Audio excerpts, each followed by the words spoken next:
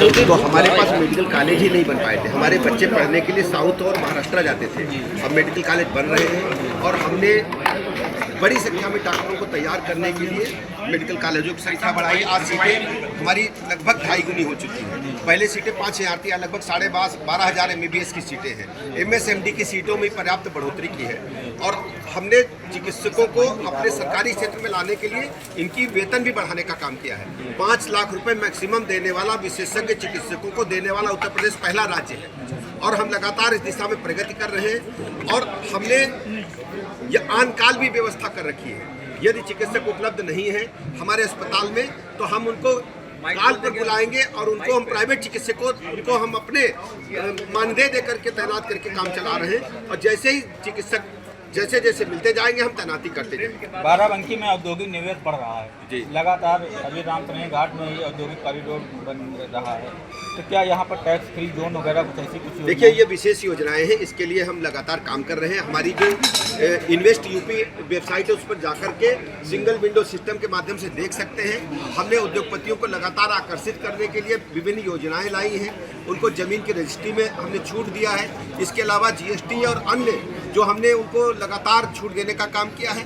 और विशेष रूप से कोई इंडस्ट्री आती है तो हम कैबिनेट के माध्यम से भी छूट देते हैं। जैसे IT इंडस्ट्री में हम चिप लगाने के लिए विशेष छूट दे रहे हैं। जैसे ड्रोन टेक्नोलॉजी में आप जानते हैं कि युद्ध जो आने वाले दिनों में होगा ये बंदूक और मिसाइल्स के बजाय ड्रोन से युद्ध हो रहे हैं। तो ड्रोन की एक बड़ी फैक्ट्री जो हमारे युद्धक ड्रोन है वो हमारे नोएडा में है, उसके लिए हमने विशेष छूट दी है।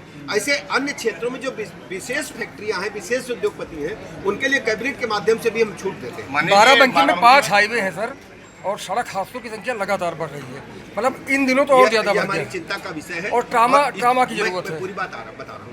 अब जैसे एक्सीडेंट की संख्या बढ़ी है तो हमने सभी जिलों को ICU को जो हमारे डिस्ट्रिक्ट हॉस्पिटल के ICUs हैं उनको हम बेहतर बनाएंगे, स्पोक एंड हब से जोड़ रहे हैं। जैसे PGI और 7 मेडिकल कॉलेज पुराने हैं, जैसे हमारा लखनऊ का KGMC है, कानपुर का हमारा गणेशशंकर विद्यार्थी मेडिकल कॉलेज है, मेरठ का, आगरा का, जो बड़े मेडिकल कॉलेज 7 पुराने हैं, गोरखपुर का भी इसमें शामिल है। ऐसे सभी 7 medical college PGI, KGMC, Lohia को हम ऑनलाइन जोड़ेंगे। जो जिले के हमारे ICUs हैं उस योजना पर हम काम कर रहे हैं। हम अपनी जो अभी हमारे पास उपलब्धता है उसको ऑनलाइन जोड़ करके यहाँ के मरीजों को PGI से जोड़ करके, KGMC से जोड़ करके हम ऑनलाइन देखेंगे। और नए जैसे ही हमारे पास चिकित्सक उपलब्ध होंगे हम नया मेडिकल कॉलेज भी खोलेंगे, नए ट्रामा सेंटर भी खोलेंगे। बिल्डिंग से अगर चलता होता तो आज हम खोल देते हैं, लेकिन हमें भरोसा है कि आने वाले बैच में जैसे ही हमें चिकित्सक उपलब्ध होंगे हम बाराबंकी को ट्रामा सेंटर देंगे और ये हमारी प्रतिबद्धता है। डिप्टी CM साहब, एक आपके पास स्वास्थ्य विभाग भी है और बाराबंकी में 3 सामुदायिक स्वास्थ्य केंद्र हैं जो 5 साल 10 साल से जो है केवल वो OPD चल रही है, उसमें 24 घंटे नहीं चल पा रहे हैं। इसके लिए क्या करेंगे? उसमें कोई एक्सपर्ट की जरूरत नहीं है। अगर विशेष रूप से 3 का मुझे नाम बता देंगे तो जितने भी CSC साहब को मालूम, जहांगीराबाद है आपका, सुनेहा है, ये शासन ने निर्देश दिए है कि सभी CSC पे 24 घंटा ड्यूटी कम से कम एक चिकित्सक इमरजेंसी में रहेगा। और ये आज ही मैं सुनिश्चित करूंगा कि इन तीनों CSC जिसको चिन्हित आपने करके बताया, CMO महोदय सुने और आज तय करें कि वहाँ 24 घंटा इमरजेंसी सुविधा उपलब्ध होगी। CM सर, कोविड काल में यहाँ जिला अस्पताल में 8 वेंटिलेटर आए थे, ठीक। उसके बाद यहाँ पर ICU का एक वार्ड बनाया गया लेकिन उसके वेंटिलेटर गायब हो गए। देखिए, अब सभी जो डिस्ट्रिक्ट लेवल के हॉस्पिटल्स हैं हम ICUs को मेंटेन कर रहे हैं, स्पोक एंड हब से जोड़ रहे हैं। हमने मसौदा बना लिया है, सीधे हम कैबिनेट में जाएंगे और पूरे संसाधन उपलब्ध कराकर हर जिले में ICU चलाएंगे। और एक और मैं सूचना दे दूं आपको, अब हम हर मंडल पर जो कैंसर पेशेंट की संख्या बढ़ी है तो हर मंडल पर हम कैंसर हॉस्पिटल भी ला रहे हैं। हर मंडल पर कैंसर हॉस्पिटल हम खोलेंगे और 67 डे केयर सेंटर भी कैंसर के लिए खोलेंगे। कैंसर पेशेंट्स को उनके घर में रहने में दिक्कत है तो हम 67 डे केयर सेंटर अलग से खोल रहे हैं। IUL सेंटर यहाँ पे तीनों बंद हैं। 3 IUL सेंटर है, हैदरागढ़, रामतनई घाट और फतेहपुर, तीनों बंद हैं। 3-3 साल से बंद हैं। इसको कैसे शुरू करेंगे?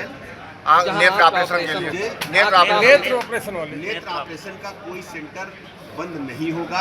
ये अंधता निवारण कार्यक्रम के तहत भारत सरकार की योजना है और इस योजना को हम लगातार आगे बढ़ा रहे हैं। मरीजों को बिल्कुल परेशानी नहीं हो रही। लेकिन CMO कह रहे हैं कि मैंने पैसा मांगा है, पैसा नहीं दिया जा रहा है। चिकित्सा को बढ़ाने के लिए सरकार लगातार आगे को लेकर आयुष चिकित्सक को लेकर क्या? देखिए, आयुष चिकित्सकों के लिए लगातार हम नए आयुष हॉस्पिटल खोल रहे हैं। आयुष यूनिवर्सिटी गोरखपुर में बन रही है और वो काम कर रही है, और आयुष चिकित्सा तो हमारी भारतीय पद्धति है, इसको हम और मजबूत करेंगे।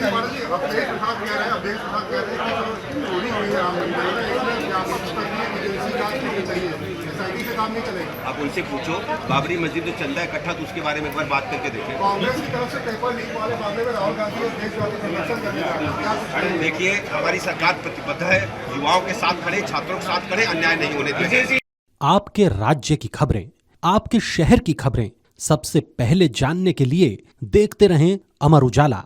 चैनल को सब्सक्राइब जरूर कर लें और पाएं हर अपडेट।